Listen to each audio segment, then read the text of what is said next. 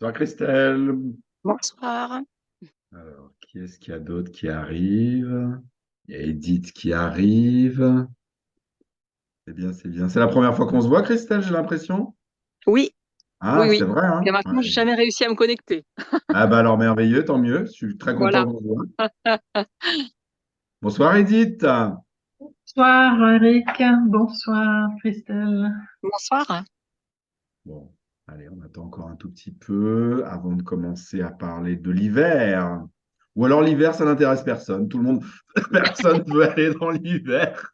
On attend le printemps. Ah mais c'est pas tout de suite, hein. Ah bah non. Il faut encore traverser toutes ces semaines d'hiver, on y rentre à peine. Et il va être long là cette année, tu as Et en dit. plus, il va être long, exactement, Edith, parce que, comme on en a parlé un petit peu la dernière fois, effectivement, là, c'est une année où l'hiver va durer 4 lunaisons. Donc là, est-ce qu'on en a fait une entière? Je suis même pas sûr. Tiens, je vais regarder.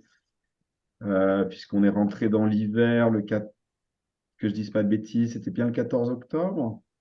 Ouais, on est rentré dans l'hiver le 14 octobre. Donc non, oui, on n'a même pas encore fait une lunaison. La deuxième luminaison va commencer le 13 novembre, donc la semaine prochaine.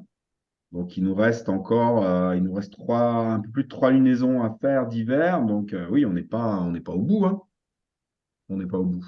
Eh bien, écoutez, ce que je vous propose, eh bien, c'est qu'on commence tout de suite, puisqu'il n'y a personne qui arrive. On va commencer tout de suite à parler de l'hiver. Alors, l'énergie de l'hiver en médecine chinoise, voilà, pour un peu compléter eh bien, tout ce que vous avez dans les cours de la médecine chinoise pour tous, dans les différentes vidéos, pour que ce soit un petit peu plus parlant et surtout pour que vous puissiez poser bien vos questions en direct, parce que voilà, ça permet aussi ça, ces réunions mensuelles, que vous puissiez, que ce soit un petit peu plus vivant, que vous puissiez vous rencontrer et que vous puissiez voilà, poser les différentes questions que vous avez à poser. Il y a Laurence qui m'a envoyé ses questions. Ah bah d'ailleurs, je n'ai pas été rechercher son mail. Ce serait peut-être bien que je reprenne le mail qu'elle m'a laissé avec ses questions. Voilà, je l'ai ouvert. Comme ça, quand je ferai les questions tout à l'heure, j'y répondrai. Comme ça, elle aura les réponses dans le replay. Alors, l'énergie de l'hiver en médecine chinoise, bah, comme on vient de le voir, ça a commencé le 14 octobre dernier et ça va durer jusqu'au 9 février prochain. Nous passerons dans l'énergie du printemps le 10 février à l'occasion du Nouvel An chinois, qui marque le premier jour de l'énergie du printemps, la nouvelle lune qui amorcera l'énergie du printemps. Mais jusque-là, nous sommes dans l'énergie de l'hiver et nous sommes même sortis de l'intersaison, hein, qui est à cheval sur chaque fin et chaque début de saison. Donc, nous sommes sortis de l'intersaison qui s'est terminée donc, le 23 octobre. Donc là, ça y est, on est vraiment dans l'hiver. De toute façon, on le voit bien, hein, le temps et la température. Je ne sais pas là où vous êtes, mais voilà, moi, j'ai été en France les 3 dernières semaines. J'étais en Bourgogne toute la semaine dernière. Mis à part l'humidité qui est bien, bien présente. On sent bien que la température a sacrément chuté. Quand je suis parti de Vienne début octobre, il faisait encore 25. Et là, je suis rentré à la maison hier soir. Je suis arrivé à l'aéroport. Je suis sorti de l'aéroport, il faisait plus que 6. Ouais, on sent bien qu'on n'est plus dans la même saison. Alors, l'hiver en médecine chinoise, c'est la saison de la régénération. C'est ce qu'on a dit la dernière fois, et c'est aussi pour ça qu'on faisait cette réunion, pour qu'on voit ensemble toutes les techniques de régénération. C'est le moment de l'année où l'énergie se retire dans la profondeur. On voit ça dans la nature, hein. Tous les animaux, soit ils hibernent, soit ils hivernent, soit ils partent pour ceux qui migrent. Mais voilà, la sève descend dans les racines des arbres, dans les racines des plantes. Toute la nature se met complètement en sommeil pour se régénérer de l'intérieur, pour être en pleine forme, plein d'énergie quand le printemps va arriver. Donc, c'est une saison où nos réserves d'énergie, si on a fait correctement des réserves pendant l'automne, pendant l'été, eh bien, tout ce qu'on a mis en réserve comme énergie, tout ce qu'on a capté de l'énergie du soleil, tout ce qu'on a capté de l'énergie des arbres, de la nature, tout ce qu'on a capté grâce à l'alimentation, ça va nous permettre, pendant l'hiver, de nous régénérer. C'est aussi la saison des racines. Et quand je parle des racines, je ne parle pas que des racines des plantes, mais de nos racines aussi à nous. On a des racines dans la profondeur au niveau de l'énergie de nos reins qui nous relient à nos parents, qui nous relient à nos ancêtres, qui nous relient à nos lignées, qui nous relient à la terre également. Euh, voilà, donc c'est une saison voilà, où l'énergie se retire dans les racines. Et justement, ces saisons, on peut aller soigner, retrouver nos racines. C'est aussi la saison de la germination. Ça veut dire que bien tout ce qu'on a choisi de garder dans notre vie pour cet hiver, eh bien, ça va germer comme les graines qui sont encore dans la terre ou les fruits qui sont tombés en automne et qui sont restés au sol. Eh bien, ils vont s'enfoncer dans la terre, ils vont germer pendant l'hiver pour que ensuite les germes puissent sortir au printemps et créer de nouvelles plantes. Et puis nous, au niveau de notre vie, pour que voilà, ça crée de nouvelles choses, de nouveaux projets, de nouvelles relations dans notre vie. C'est la saison de l'élément eau. Vous savez qu'en médecine chinoise, il y a 5 éléments, hein, le bois, le feu, la terre, le métal et l'eau. Chaque élément correspond à une saison, chaque élément correspond à un couple d'organes, chaque élément correspond à des émotions, à des fonctions, etc. L'hiver, c'est la saison de l'élément eau. Donc tout ce qui concerne l'eau, toute l'eau qui nous entoure, ça va nous aider à traverser l'hiver. C'est la saison des organes reins et vessie, hein, qui correspondent à l'élément eau, qui correspondent à l'hiver, puisque chaque saison eh bien, a un impact sur notre corps. Les Chinois ont vu ça il y a très longtemps. Chaque saison a un impact sur notre corps. Chaque saison vient mettre, je dirais, en vibration certains organes à l'intérieur de notre corps, puisque l'énergie de la saison a la même fréquence que certains de nos organes. Et pour l'hiver, eh bien, ce sont les organes des reins et de la vessie qui sont stimulés, qui sont, qui sont en adéquation, en harmonie, en symbiose avec l'énergie de l'hiver.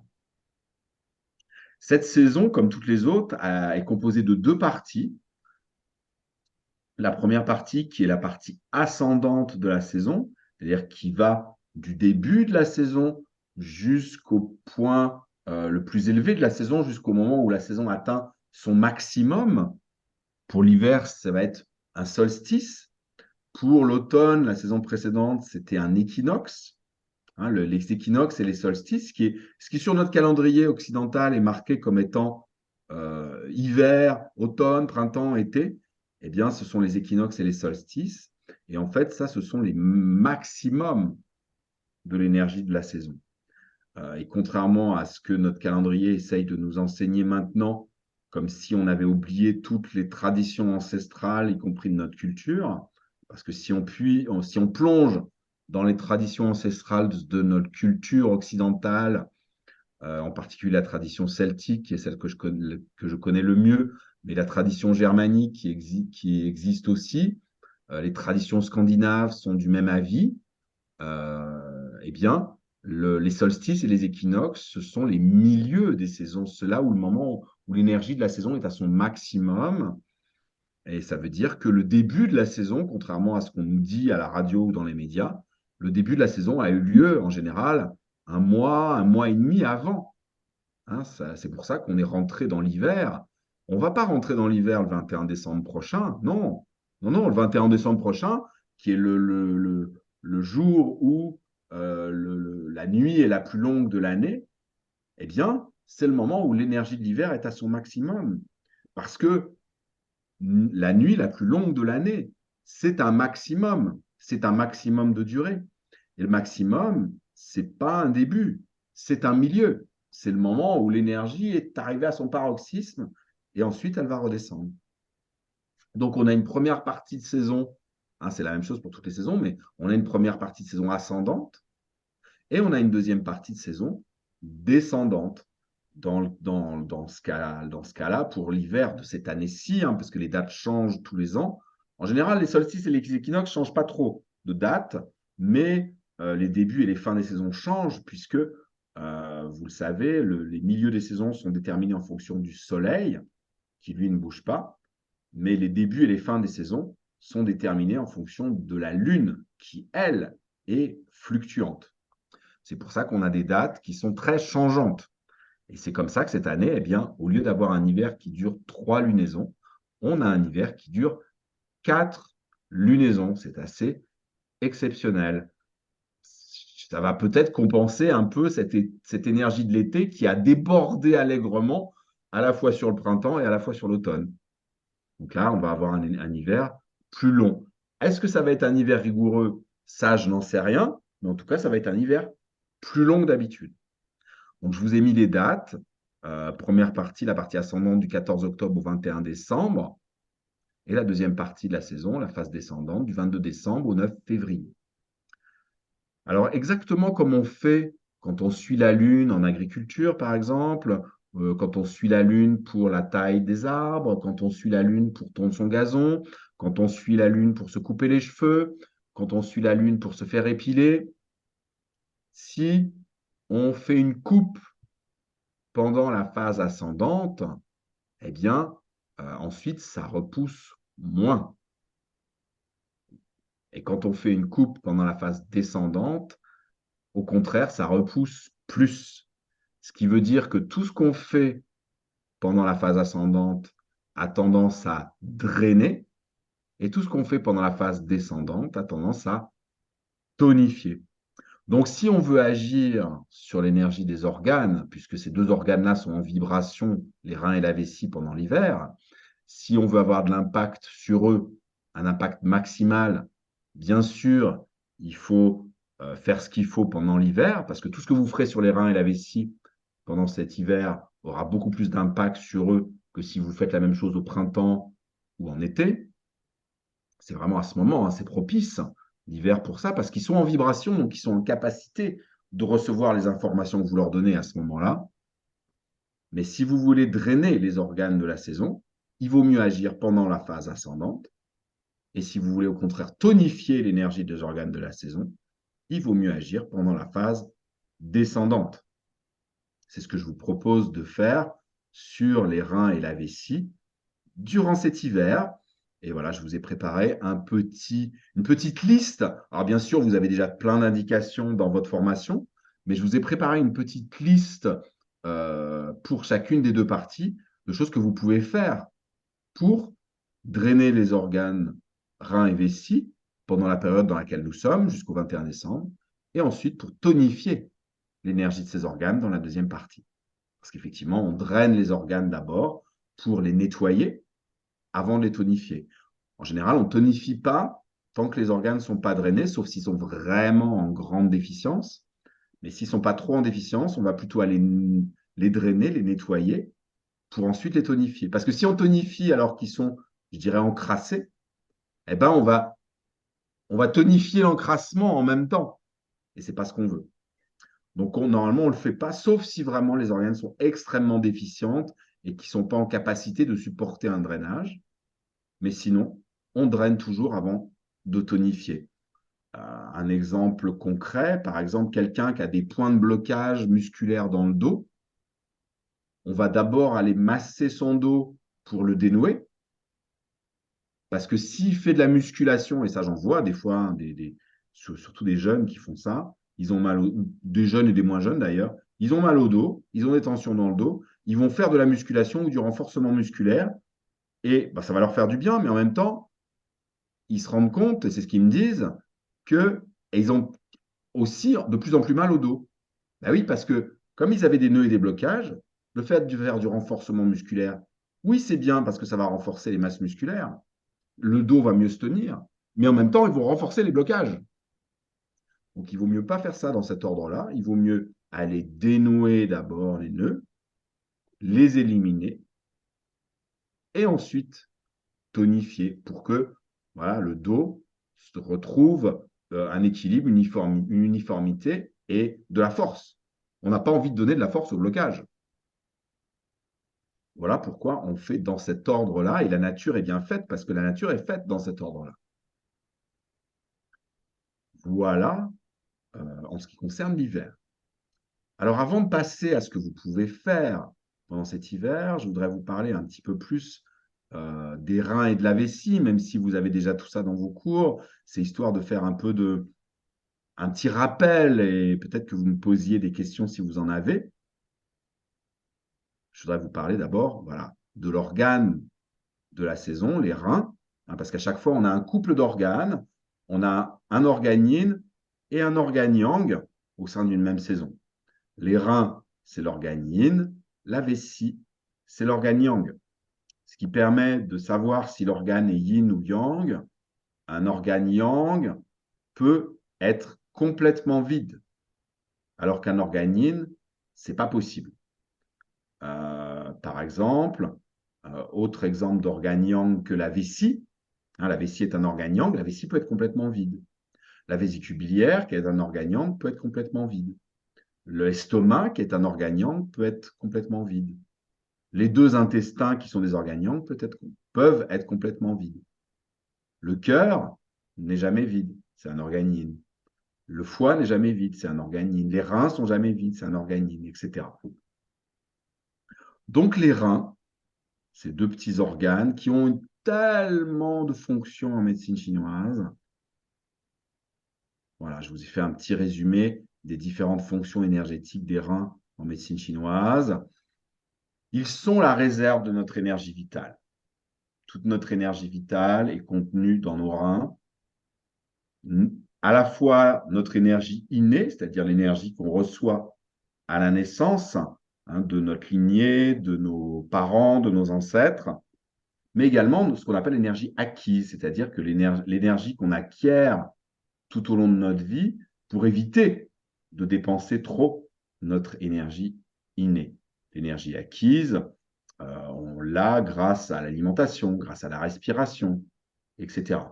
Et voilà, ces deux sortes d'énergie, notre énergie innée et notre énergie acquise, elles sont mises en réserve dans nos reins.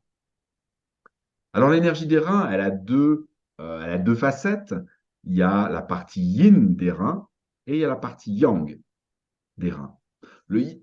Pardon. Le yin des reins, c'est la base de tous les liquides du corps. Le yin des reins va humecter, nourrir en liquide l'ensemble du corps. Il va humidifier les tissus, les organes, pour éviter que les organes et les différents tissus ne s'échauffent. Hein, c'est lui qui va permettre l'hydratation. C'est lui qui va permettre la survie des cellules de notre corps. Les cellules de notre corps, elles ont besoin de deux choses pour vivre, et je dirais presque de manière éternelle. Nos cellules, les cellules en général, elles ont besoin sur la Terre, les cellules de tous les êtres vivants, elles ont besoin d'eau et d'oxygène pour vivre. Et là, on peut garder des cellules en vie presque éternellement. Donc le yin, c'est ce qui va amener l'eau, c'est ce qui va amener les liquides. Et d'un autre côté, il y a le côté yang. Le yang des reins, c'est la base de l'énergie yang du corps. Elle a pour rôle de réchauffer l'organisme et elle a pour rôle de faire fonctionner l'organisme. Hein, tous les organes, tous les tissus corporels, les muscles, les tendons, tous les organes, les poumons, les organes des sens, les yeux, etc., tout fonctionne grâce au yang, et en particulier au yang des reins, puisque les reins sont la source principale et presque unique de l'énergie vitale, puisqu'elle est la réserve. Alors, à partir de cette source, à partir de cette réserve, les reins gouvernent les fonctions de croissance. Hein, c'est grâce à l'énergie des reins qu'on grandit. C'est grâce à l'énergie des reins qu'on développe notre corps, qu'on fait de l'os, qu'on fait du muscle, qu'on fait des organes, à partir d'une seule cellule au départ.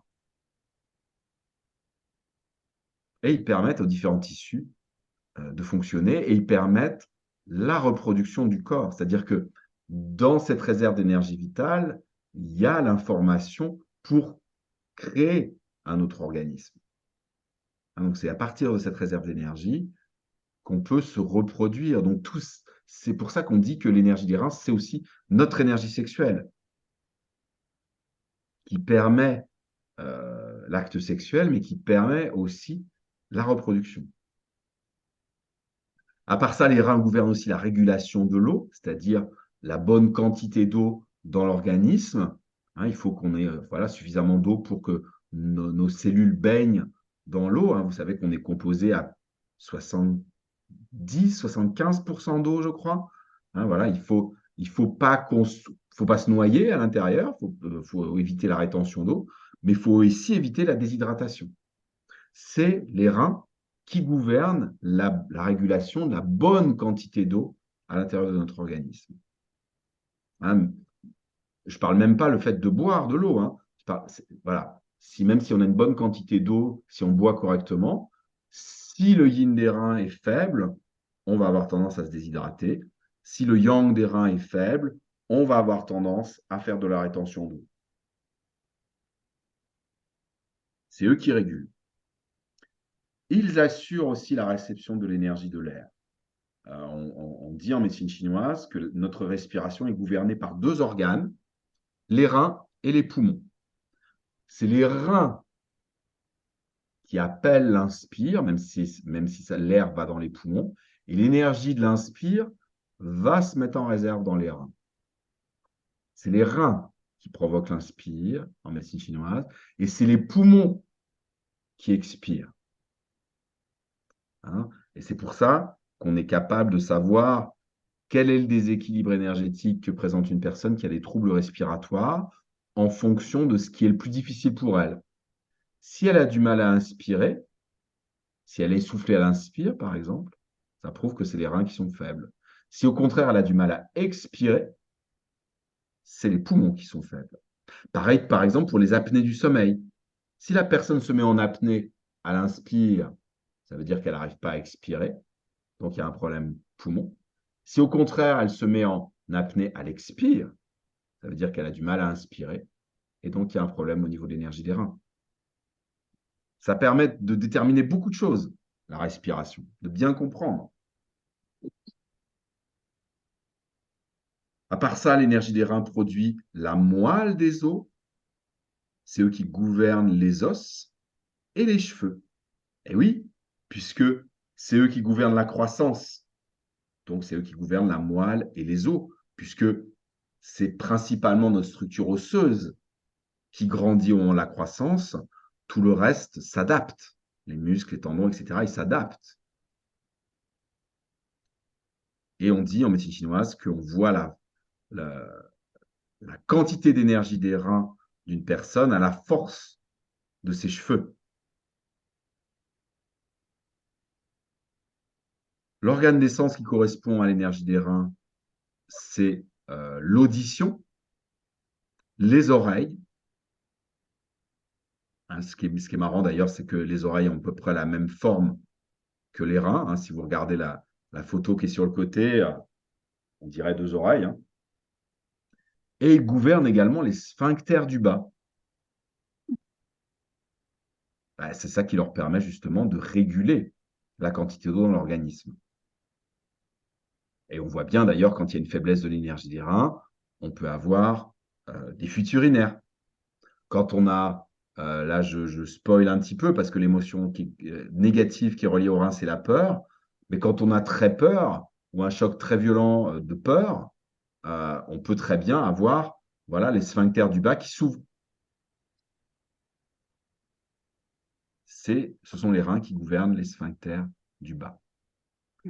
Les liquides correspondants, les liquides physiologiques, parce que l'urine n'est pas un liquide physiologique, c'est un liquide déchet. Le liquide physiologique qui correspond à l'énergie des reins, c'est la salive. Alors, on a deux sortes de salive. Une salive qui est gouvernée par la rate et une autre qui est gouvernée par les reins. La salive qui est gouvernée par la rate, c'est celle qui est produite au moment où on mastique. C'est celle qui prédigère les aliments avant de les envoyer dans l'estomac. C'est cette salive-là aussi qui capte les informations contenues dans les aliments de manière à informer le système digestif de la catégorie d'aliments qui arrivent. L'autre salive, donc celle qui est gouvernée par les reins, c'est celle qui hydrate, qui humecte la bouche en permanence. En particulier quand on parle, en particulier quand on respire. Cette salive-là qui est gouvernée par les reins, ce n'est pas l'autre. On a deux sortes de salive. Il n'y a pas que la médecine chinoise qui dit ça d'ailleurs, parce qu'on a deux catégories de glandes salivaires, effectivement. Effectivement, ça correspond aussi à la biologie. Les émotions qui correspondent aux reins. En médecine chinoise, tous les organes yin ont des émotions qui leur correspondent, sauf la vésicule biliaire qui est un organe yang, mais qui est un organe à part, qu'on appelle une entraille curieuse en médecine chinoise, parce qu'elle a beau être un organe yang, elle a aussi une fonction d'organe yin. Mais mis à part ça, voilà, ce sont uniquement les organes yin qui ont des émotions qui leur correspondent. Les émotions qui correspondent aux reins, les émotions positives d'abord, c'est-à-dire les émotions que les reins fabriquent quand ils fonctionnent correctement, la volonté, la concentration et la mémoire. Pourquoi la concentration? Alors la volonté encore on peut comprendre, mais la concentration et la mémoire, si on ne sait pas que les reins en médecine chinoise gouvernent la moelle, eh bien, s'ils gouvernent la moelle, ils gouvernent non seulement la moelle des os, ils gouvernent la moelle épinière, mais ils gouvernent aussi le cerveau. Le cerveau fait partie de la moelle en médecine chinoise. Donc, c'est les reins qui gouvernent le cerveau et toutes les glandes endocrines au niveau du cerveau, la pinéale, la pituitaire, l'hypophyse, l'hypothalamus, etc. La plupart des glandes endocrines, on n'en parle pas trop comme ça en médecine chinoise, mais la plupart des glandes endocrines, à part le thymus et le pancréas, mais voilà, le pancréas c'est plutôt la rate, le thymus c'est plutôt le maître-cœur, mais toutes les glandes endocrines sont gouvernées par les reins. L'hypophyse, l'hypothalamus, la pinéale, la thyroïde, les glandes surrénales et les gonades. Les gonades, c'est les glandes endocrines sexuelles, c'est-à-dire les ovaires ou bien les testicules. Et là, on comprend pourquoi les reins produisent comme émotion positive non seulement la volonté, mais également la concentration et la mémoire qui sont reliées au cerveau. Par contre, les émotions négatives qui perturbent l'énergie des reins et qu'elles peuvent même fabriquer, les reins peuvent fabriquer les émotions négatives quand ils sont déséquilibrés, c'est le cas pour tous les organes. Tous les organes yin produisent des émotions positives et quand ils sont déséquilibrés ou perturbés, ils peuvent produire des émotions négatives. Eh bien, les reins, les émotions négatives qui leur correspondent, ce sont la peur et la frayeur. Alors vous allez me dire, c'est quoi la différence entre la peur et la frayeur? C'est la même chose. Non, ce n'est pas la même chose. La peur, ou les peurs, comme vous voulez, c'est quelque chose, je dirais, de pas aigu. La peur, c'est les peurs qu'on peut ressentir tous les jours, qu'on peut ressentir dans la durée, mais ce n'est pas excessif. Par contre, la frayeur, c'est la peur excessive, brutale, aiguë, celle qu'on ressent quand on a un accident de voiture, celle qu'on ressent quand on est pris dans un attentat, celle qu'on ressent face à la mort, celle qu'on ressent, je sais pas moi, dans une prise d'otage. Ça, c'est la frayeur. Et ça a un impact extrêmement puissant sur les reins et ça fait chuter l'énergie des reins. La peur, c'est plus chronique. Il faut du temps. Alors bien sûr, à force de ressentir de la peur, si c'est quelque chose de très présent, ça finit par faire chuter aussi l'énergie des reins, mais je dirais, c'est plus à l'usure. Voilà la différence entre la peur et la frayeur. Alors, je vais juste continuer sur la vessie parce qu'il n'y a pas grand-chose à dire. Et après, si vous le souhaitez, si vous avez des questions surtout, voilà, la vessie, qui est donc l'organe yang qui est en corrélation avec l'énergie des reins. Voilà, vous voyez la différence au niveau des fonctions.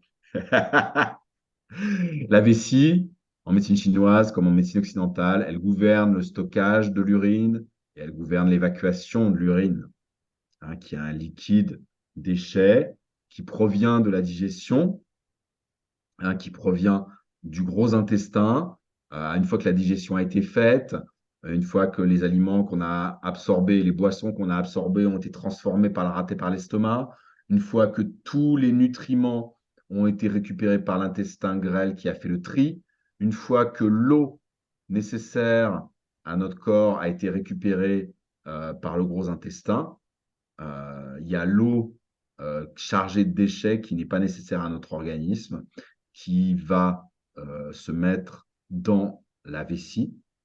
Et la vessie, elle est juste un réceptacle. Et voilà, quand elle est trop pleine, eh bien, elle nous incite à lui permettre de se vider. Voilà, pour la vessie, c'était beaucoup plus court que pour les reins. Voilà pour les deux organes de l'hiver. Avant que je passe à tout ce que vous pouvez faire durant l'hiver, première partie et deuxième partie, est-ce que, eh bien, sur ces deux organes que vous avez déjà vus dans vos cours, mais est-ce que vous avez des questions? Christelle, Edith, est-ce que vous avez des questions? Rien de spécial. C'est tout Non. clair. Eh bien, c'est déjà bien. C'est une bonne chose, si c'est tout clair. Eh bien, s'il n'y a pas de questions, ce que je vous propose, c'est qu'on avance et qu'on voit ensemble ce qu'on voit depuis peu, en fait, parce qu'avant, dans les webinaires, ben, on ne faisait pas ça. Et c'est vrai qu'à votre demande, enfin, quand je dis à votre demande, de vous, mais de tous les autres élèves, j'ai mis au point, ce qui n'est pas dans la formation d'ailleurs, des petits récapitulatifs de tout ce que vous pouvez faire en fonction de de la période de la saison, c'est-à-dire de la période ascendante, tout ce que vous pouvez faire pour drainer les organes de l'hiver, pour cette saison-ci, et dans la phase descendante, tout ce que vous pouvez faire pour tonifier les organes de l'hiver. Et j'y ai ajouté, ce qui n'est pas aussi dans la formation, mais que je propose aussi en formation annexe, les huiles essentielles correspondant aux organes de l'hiver.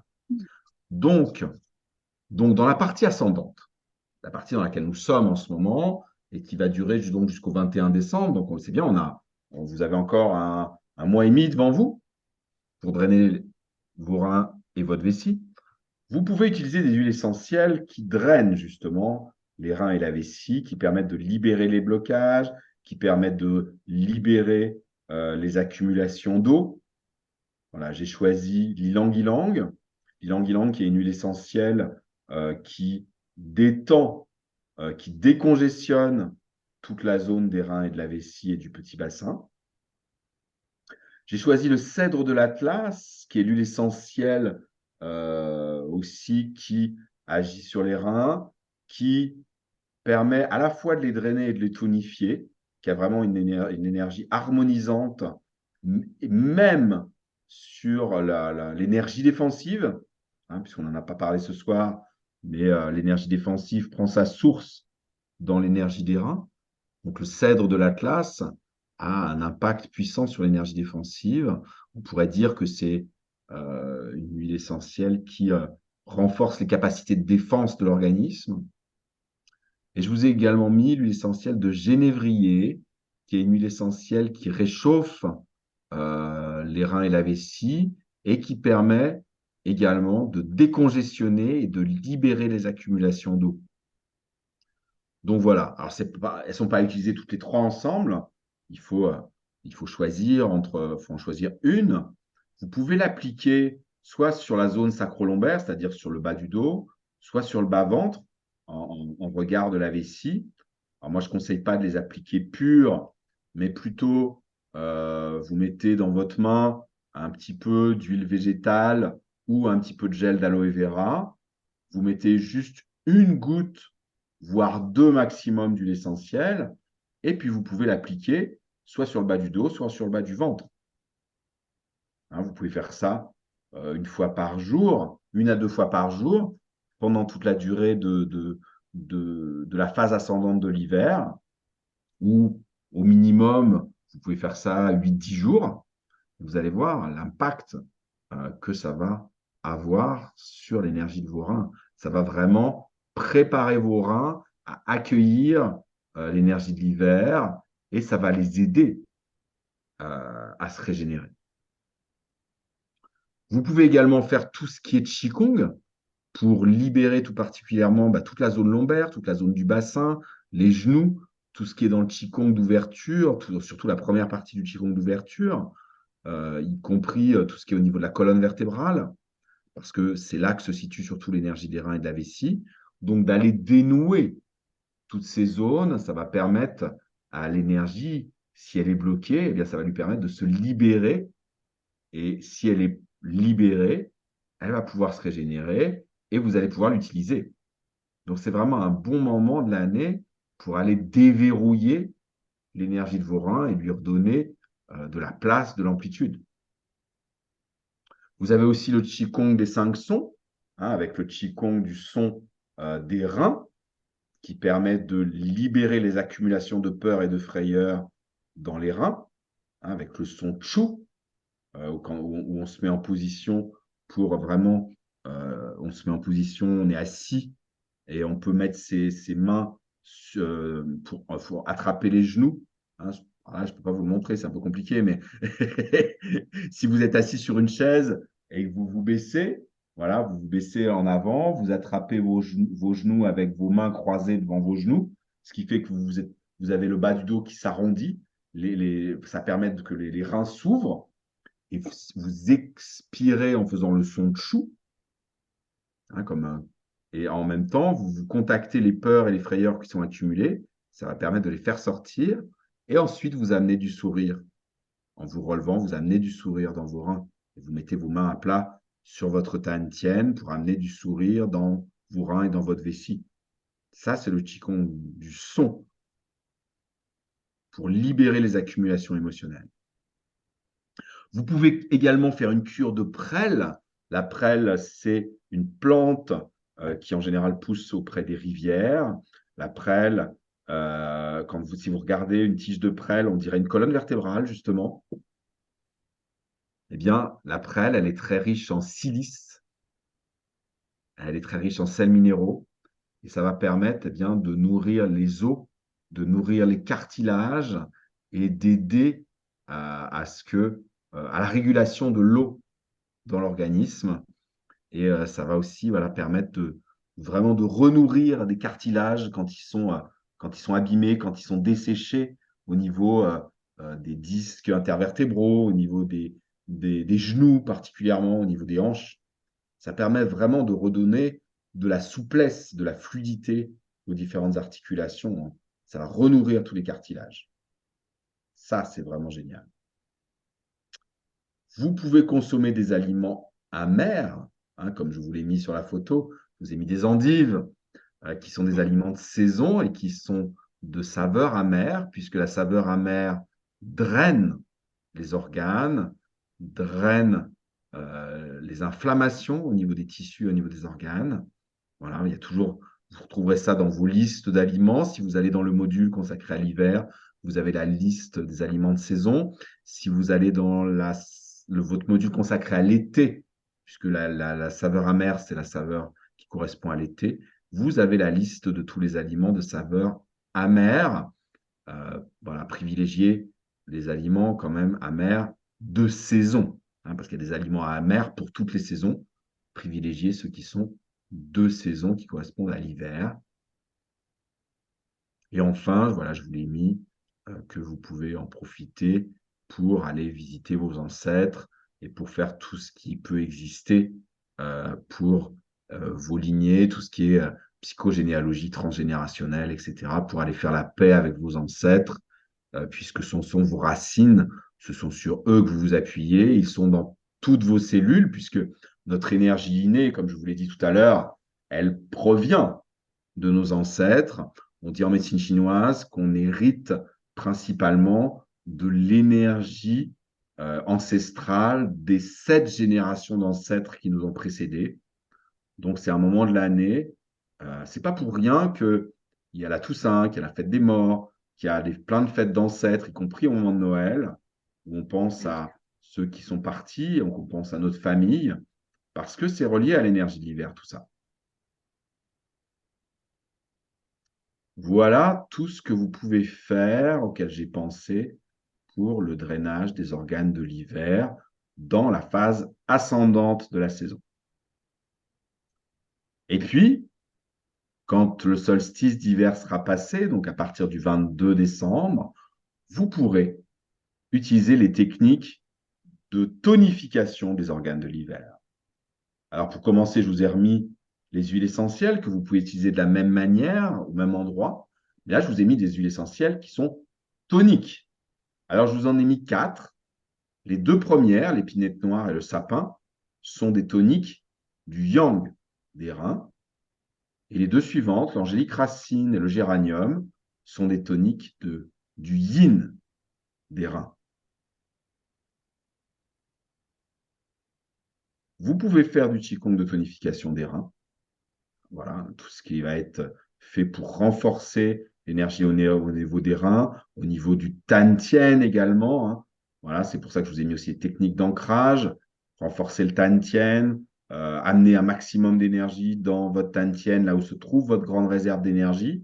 Tout ça, c'est des techniques de régénération. Renforcer, en faisant des techniques d'ancrage, votre prise à la terre. Vous pouvez masser vos plantes de pied. Vous pouvez aller marcher dehors en ressentant vos plantes de pied sur la terre. C'est la marche consciente dans la nature pour vraiment amener un maximum d'énergie jusque dans votre tantien, jusque dans vos reins.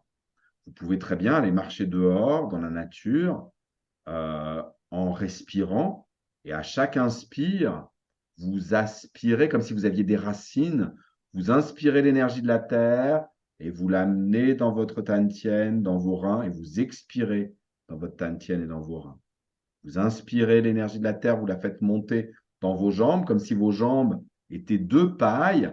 Vous inspirez, vous faites monter l'énergie de la terre jusque dans votre tantien, jusque dans vos reins, et vous expirez dans votre tantien, dans vos reins, pour vraiment mettre en réserve un maximum d'énergie.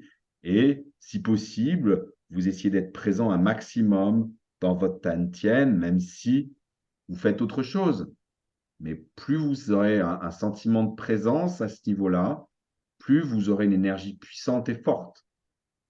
On dit en médecine chinoise que le fait de renforcer le tantien, d'augmenter le sentiment de présence dans le tantien, non seulement ça renforce l'énergie, les réserves d'énergie, ça renforce la volonté et ça rend immortel.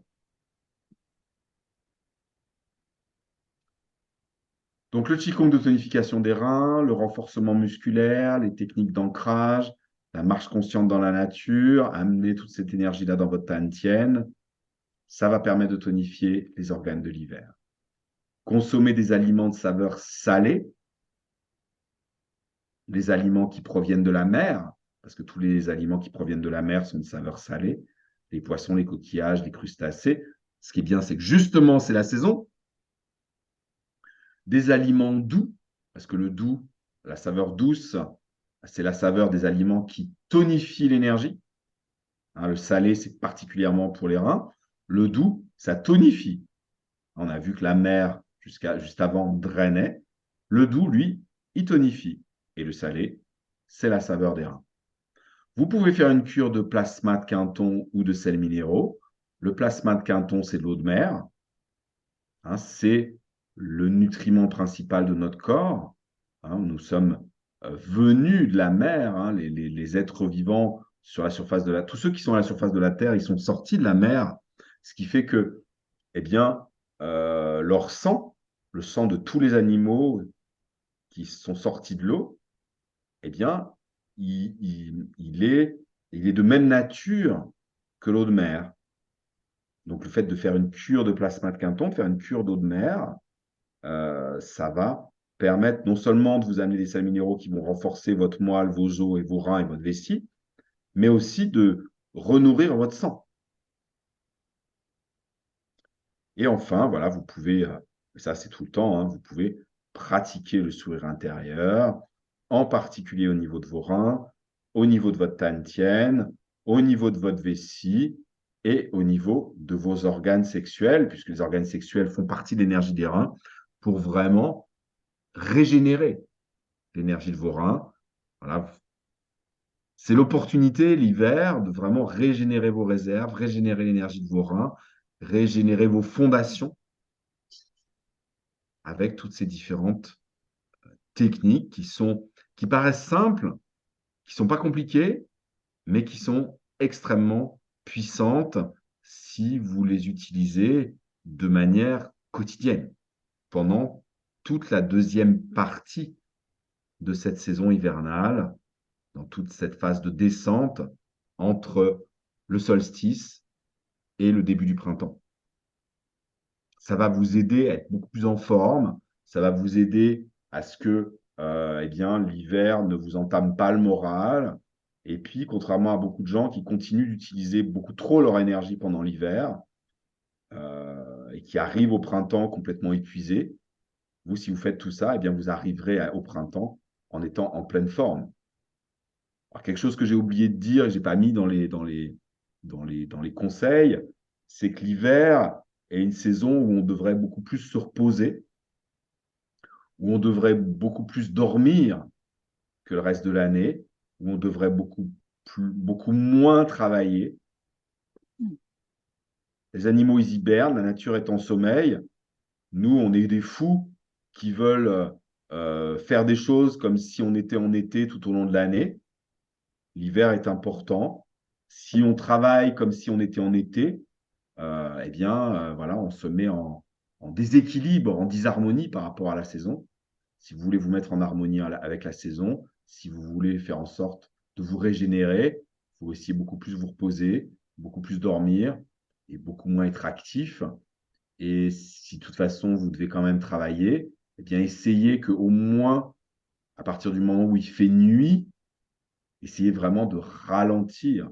Même si vous travaillez à fond pendant qu'il fait jour, faites en sorte, voilà, quand il fait nuit, essayez vraiment de ralentir le rythme. À partir du moment où il fait nuit, en fin d'après-midi, voilà, essayez de, de, de vivre comme si c'était l'automne.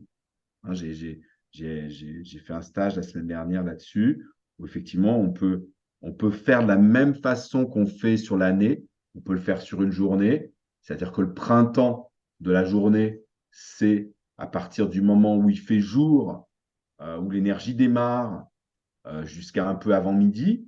L'été, eh bien, je dirais, c'est à peu près de 10 heures jusqu'à 14 heures, 15 heures, au moment où le soleil est le plus haut dans le ciel, même s'il y a des nuages, ce n'est pas important.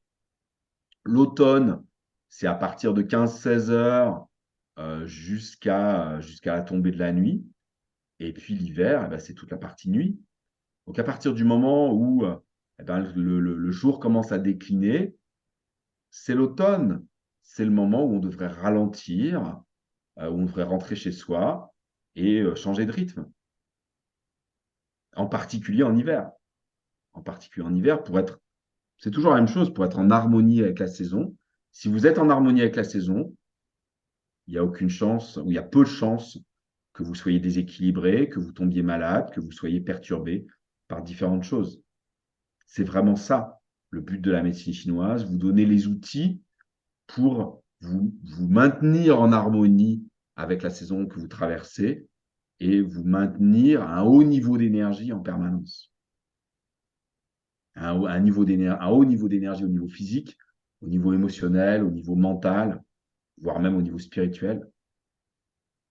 Voilà à quoi servent tous ces différents outils de la médecine chinoise pour tous que vous avez dans votre formation. Voilà, j'ai fait juste un petit inventaire, une petite sélection pour que ce soit peut-être plus facile à utiliser pour vous. Mais de toute façon, vous avez tout. Vous avez tout dans les différents cours de votre formation. Voilà tout ce que j'avais à vous dire ce soir, mes chers amis. Alors, est-ce que sur tout ça, j'ai essayé vraiment de vous en dire un maximum et d'expliquer le plus possible. Est-ce que sur tout ça, vous avez des questions? Puisque vous êtes là, vous pouvez toutes les deux poser les questions que vous avez. Vous avez cette chance. Une, une Oui. question sur quelle forme pour la prêle? Alors, le mieux pour la prêle, c'est quand même que ce soit buvable. Hein, soit en ampoule, soit en bidon. Mais c'est mieux parce qu'en fait, la prêle, elle va amener du yin. Donc, il vaut mieux que ce soit du liquide. plutôt que des gélules. Ce qu'on veut, c'est la silice qui est contenue dans la prêle. Et la silice, elle est hydrosoluble, donc elle est surtout contenue dans tout ce qui est buvable. Et en qualité, on peut avoir des grosses différences ou... Regarde en qualité, regarde le pourcentage de prêle qui est dans ce que tu achètes. Il faut qu'il y ait une bonne concentration. Et souvent, d'ailleurs, même la concentration de silice. Si c'est une bonne marque, même la concentration de silice est indiquée. S'il n'y a pas marqué silice, tant de pourcentage, méfie-toi. Ok. Si la concentration, si c'est buvable, s'il y a la concentration de prêle indiquée, s'il n'y a pas trop d'eau rajoutée, et s'il y a la concentration de silice indiquée, c'est bon signe.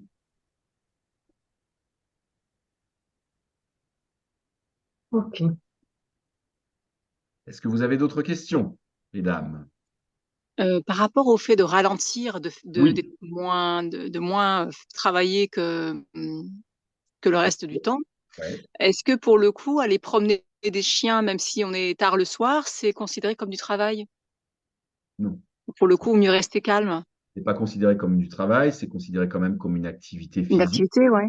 Ouais. Mais je dirais que si tu travailles dans la journée, ça peut être aussi une façon de ralentir, de déstresser, d'être t'es en connexion avec la nature. En plus, si tu vas Mmh, promener des chiens dehors, donc moi, j'assimile pas ça à du travail, même si effectivement il fait nuit mmh. à ce moment-là. Mais ça fait plus partie du ralentissement, moi, je trouve. OK, nickel. Sauf Oui. si tu vas faire si tu vas courir avec eux, là, c'est Non, différent. Tu vois ce que non, je veux non, dire? c'est la marche méditative plutôt. Alors, on est en plein Ça va, dans OK, le ralentissement. nickel. Effectivement, Super. l'hiver, les gens qui n'ont pas le temps, par exemple, et qui le soir, moi j'en vois hein, des fois quand je me promène en voiture ou même à pied, des gens qui vont courir le soir à 18h, 19h, 20h. Oui, Mmh, ils sont en connexion avec la nature, mais ils sont en plein dans l'effort et tout. Ça, c'est pas du ralentissement. mmh. Donc là, c'est pas ce que tu me dis. Donc non, non, ça Non, correspond du tout. complètement. C'est OK. la phase automnale, quoi. C'est du ralentissement. Mmh, OK. Non, non, c'est très bien. C'est très bien. Mais c'est vrai que dans nos sociétés occidentales, se dire que l'hiver, on devrait moins travailler et plus dormir, ça passe moyen. La société Mmh, occidentale est une société qui veut être tout le temps en été, tout le temps mmh mh. travailler à bloc, limite 24 heures sur 24. Alors, je ne parle même pas des gens qui travaillent de nuit, les pauvres. Ouais. Ah, au niveau énergétique, c'est une catastrophe. Quand ma fille, quand elle était plus jeune, qu'elle a commencé à travailler, elle faisait, au début, elle faisait cariste, et puis après, elle est devenue chauffeur poids lourd. Elle a même conduit le camion, comment on appelle ça, le camion des éboueurs à une période. Elle a beaucoup travaillé de nuit. Elle était super jeune, hein. Et elle aimait ça, travailler de nuit. Et puis à un moment, elle s'est rendue compte. J'ai trop rien dit, j'ai dû le dire une fois ou deux. Je dis, tu sais, de nuit, c'est quand même déséquilibrant au niveau énergétique. Ouais, ouais. Elle m'écoutait pas, elle continuait. Et puis au bout de quelques années, elle a changé de travail, elle a pris un travail de jour. Elle me dit, oh, mais j'en peux plus de travailler de nuit, mais c'est tellement fatigant, je suis tellement en décalage, j'ai l'impression de ne pas récupérer. Ah, ben, j'ai dit, tu vois, c'est ce que je t'avais essayé de t'expliquer. Et j'ai été content parce qu'elle s'est rendue compte par elle-même, par son expérience, qu'en fait, eh ben, au niveau énergétique, elle tirait énormément sur ses réserves. Et c'est Mmh. bien, elle s'en est rendue compte assez vite, ce qui fait qu'elle n'a pas trop entamé son capital. Mais j'ai parmi mes patients, bien sûr, des gens qui travaillent de nuit. C'est dur, hein. Et alors, c'est pas le pire. Le pire, c'est les gens qui font les 3-8. C'est-à-dire qu'ils changent tout le temps. Un coup, ils travaillent de jour, un coup, ils travaillent d'après-midi, un coup, ils travaillent du matin, un coup, ils travaillent de nuit. Alors ça, pour l'organisme, c'est vraiment le truc le pire. C'est dur d'être en harmonie avec l'environnement, avec la nature, avec l'univers dans lequel on vit, en vivant de cette manière-là. C'est vraiment dur. J'espère que ce n'est pas votre cas. Pour vous, Bah, du coup, qu'est-ce qu'ils peuvent faire ces gens-là quand on travaille, une fois de nuit, une fois de journée, qu'on est na qu'est-ce qui est possible de faire pour rééquilibrer? de l'ancrage, de l'ancrage, de l'ancrage, de l'ancrage, Ouais. de la connexion à la Terre, de la connexion à la Terre, pour OK. vraiment avoir une Mmh. stabilité intérieure, protéger leurs réserves, avoir une super alimentation, aller Mmh. respirer, et puis essayer de se mettre le plus possible, même s'ils travaillent de nuit, de garder quand même un temps on dirait aujourd'hui de luminothérapie, mais de se Oui. mettre à la lumière du soleil, ne serait-ce que 15-20 minutes par jour pour avoir vraiment la lumière qui rentre et que leur horloge biologique soit pas complètement en vrac, quoi. Mais il y a des possibilités, hein. Bon, c'est sûr Oui, que moi, ce que je leur conseillerais, c'est de changer de boulot, mais des fois, c'est pas possible. c'est pas toujours possible. Non, non, je sais bien. Ouais. Mais il y a des Mm. possibilités. Comme les Mm. gens qui voyagent beaucoup et qui changent Mm. beaucoup de fuseau horaire. Moi, je leur Mm. conseille vraiment plutôt de se bourrer de médicaments et de somnifères quand ils arrivent dans d'un nouveau pays, dans un nouveau fuseau horaire, sur un nouveau continent, de tout de suite faire de l'ancrage, de la connexion à la Terre, de manger de saison là où ils sont, pour tout de suite s'adapter à leur environnement, tout de suite se connecter à la Terre, tout de suite se stabiliser, et ça leur permet de vraiment mieux supporter le jet lag. Mm. Ça marche bien. La connexion à la Terre, c'est la base. Si on est bien ancré, on peut à peu près vivre tout et n'importe quoi. C'est possible. C'est pas toujours l'idéal en fonction des situations, mais quand on ne peut pas changer la situation, ça aide énormément. Mm. Voilà. Ok. Avez-vous d'autres questions Mm. pour Mm. cette séance-ci? Quand est-ce qu'on se retrouve la prochaine fois? Je n'ai pas regardé encore. Là, on est le 7 novembre. Notre prochaine réunion aura lieu le 5 décembre. Je suis en train de Ok. me dire, je suis en train de me dire pendant que je vous parle que j'ai complètement oublié la question de Laurence qu'elle m'avait laissée par mail. Alors, tant qu'on n'a pas fini, je la reprends.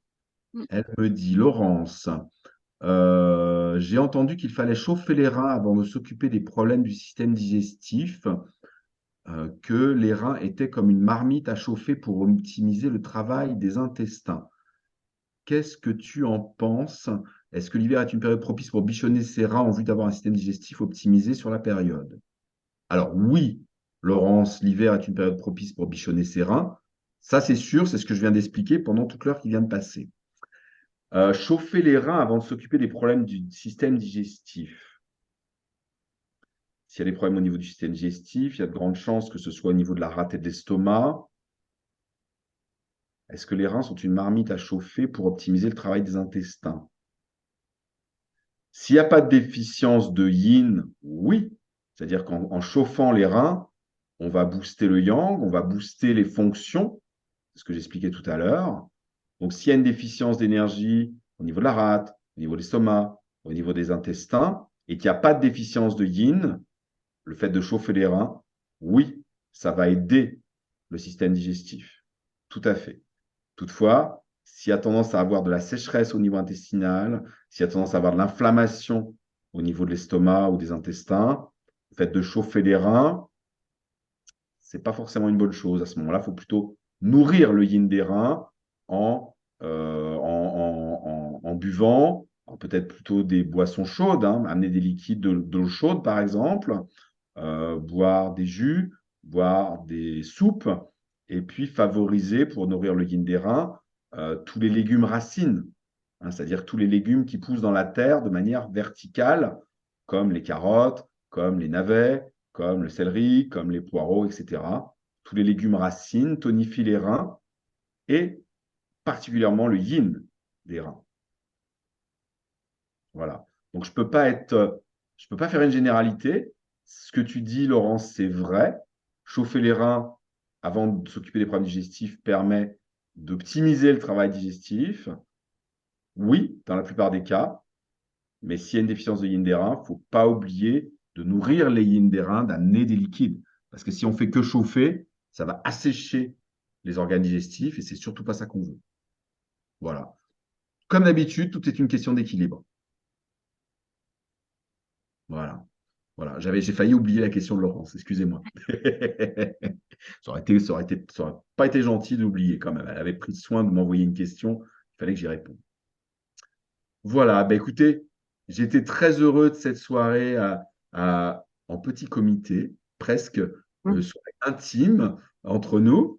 Très Mm. content, Christelle, de faire ta connaissance enfin. Et puis, bah, écoutez, entre-temps, de toute façon, d'ici la prochaine réunion qui aura lieu le 5 décembre, si vous avez des questions, n'hésitez pas à me les envoyer par mail. Et puis, si vous avez des souhaits particuliers, si vous voulez que j'aborde certaines de vos questions ou que j'aborde un thème particulier dont vous avez besoin par rapport à la formation, hein, voilà, on l'a fait déjà plusieurs fois, c'est comme ça qu'on a fait les glandes endocrines la dernière fois, eh bien, n'hésitez pas, je serais très heureux de qu'on explore une autre partie de la médecine chinoise ensemble pour que ça vienne en complément de tout ce qu'il y a dans Ok. cette formation. J'étais très heureux de faire cette réunion, la médecine chinoise pour tous spécial hiver avec vous. Voilà. Merci. Merci. Bonne soirée. Très bonne soirée, très Pareil. bonne ascension, énergie ascensionnelle de l'hiver. Mhm. Et ben, j'aurai plaisir à vous retrouver au mois de décembre. Mhm. Voilà, très bonne soirée à toutes les deux et à très vite.